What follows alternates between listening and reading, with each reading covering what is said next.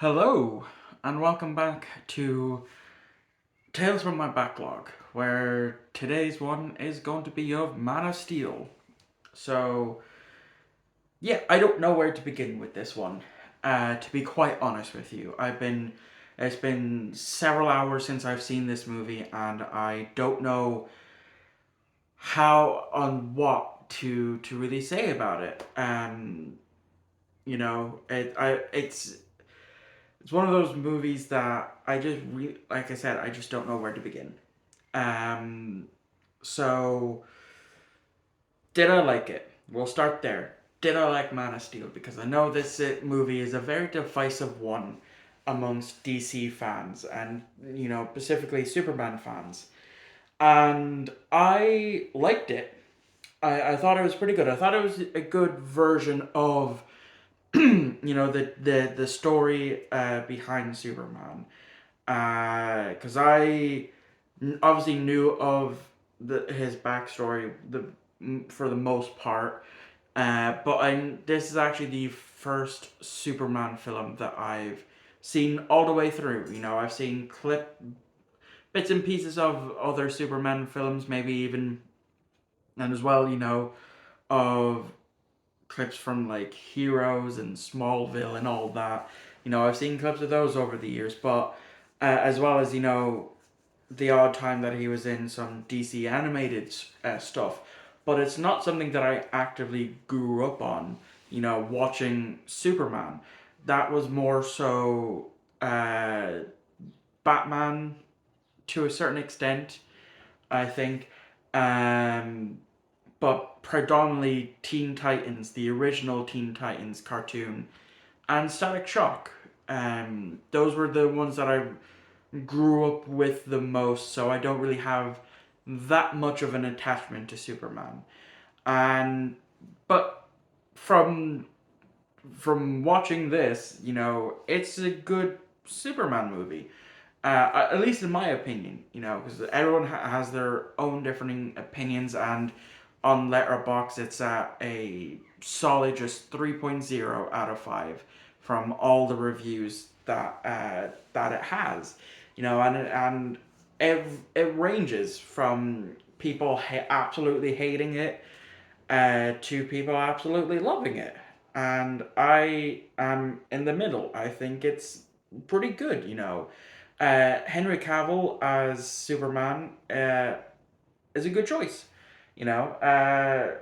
From just watching this, he done a good performance. Even though he didn't really talk for for the good first hour of the movie, because it's spent kind of also establishing his backstory. Like the first 10 or so minutes is on Krypton, seeing his father, his mother, and Zod, as well as, essentially the downfall of Krypton, which is something that is essential for telling the backstory for Superman.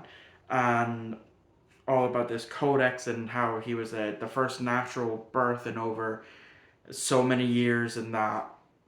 And it was really good. The visuals for Krypton that was shown looked really really good for a movie that came out 10 years ago. Um, Even better than some of the Marvel projects that are coming out nowadays. The visuals look a lot better than that. Um, and then of course as we see him, Clark Kent moving from job to job with different aliases, we also see backstory from when he was a kid, when he was told to focus in on his senses, because he was getting vastly overwhelmed with all the noise and being able to see all of that stuff, all the stuff that Superman can see and all that. And then of course we see another flash forward to when he saves his class from drowning, essentially, after the bus swerves off into the river. He actually brings it out and even saves one of his bullies who was just attempting to bully him, not that long ago before they ended up in the river. Um, and not it's neat, it didn't spend too much time on his past. It did flutter in between, which is something that you can expect from these early uh, portrayals. Showing the backstory for the character. Um, and yeah, it was nice. As I said, and then of course we get the scene where he interacts with his deceased father, um, learning of his people, learning of Zod, learning that Zod is a threat and all that, and then having Zod find him, and then just him, get used to his stuff. He finally knows what he is, and it's a beautiful scene seeing him attempt to fly for the first time. I think anyway.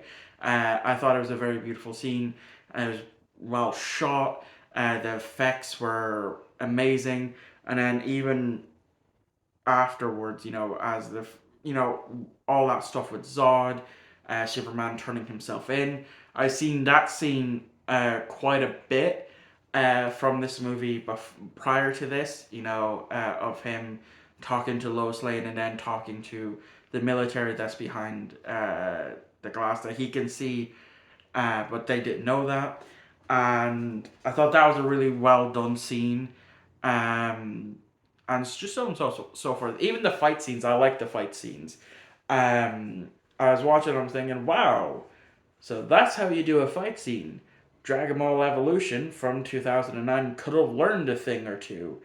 I bring that up because there's this big thing between Superman fans and Dragon Ball fans on who's stronger, Superman or Goku. And it's been a raging thing. Even Death Battle has done it twice. They get it wrong every time. But then again, Death Battle is very biased. They said that Green Lantern can beat Ben 10. No, he can't. Ben 10 solos Green Lantern. But that's another discussion for another day. Um, but yeah, one of the main reasons why there is the comparison between Superman and Goku, just going on this quick little tangent, is because Akira Toriyama, the creator of Dragon Ball, it was originally supposed to be based off of Journey to the West, which is a Chinese mythological story of the Monkey King, Sun Wukong.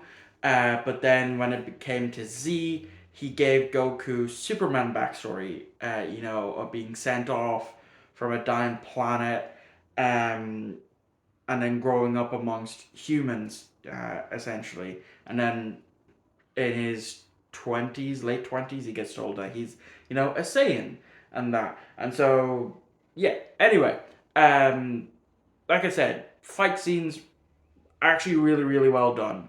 Zod as a villain, though, I don't know. I don't know how to feel about Zod.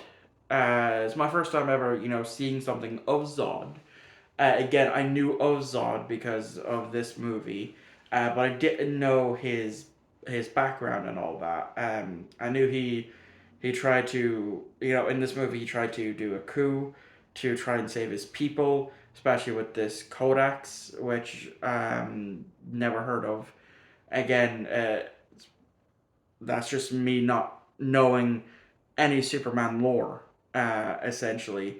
But yeah, even when Superman's forced to kill Zod, I know people were upset about that because Superman's not supposed to kill, and he didn't really have a choice. It was either let these people that he's protecting die and then himself be killed, and for then have everyone else be killed, or kill Zod.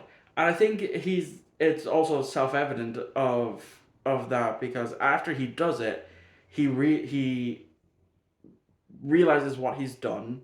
Killing someone, that's something he's against, and that's why he lets out that scream afterwards because that's not what he is. That's not what he does.